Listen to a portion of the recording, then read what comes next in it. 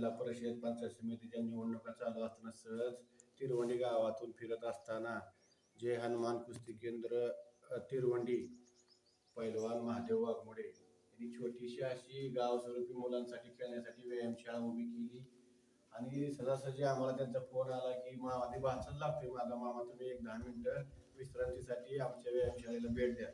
मग सहज आम्ही काका काळे, नितीन जंगे, शेजर साहेब सहजासहजी आम्ही गावगाड्यात फिरत असताना 10 मिनिटाची विश्रांती म्हणून आम्ही त्यांच्या इथं व्यायामशाळेला भेट दिली. त्याने आमचा छोटासा असा नाश्त्याचा थंडाई आम्हाला ते पेय दिली, पोहे खाया दिले आणि त्यांच्या व्यायामशाळेला आम्ही त्यांच्या सर्व पालकांना शुभेच्छा दिल्या की भविष्यात तालमीची भरभराटी व्हावं. आज जरी 10-15 पोरं असली तरी 5 वर्षात इथंच 50 पोरं असणार आहे ती. महादेव वाघमोडे पैलवानाला आम्ही इथनं सर्व शुभेच्छा देतो.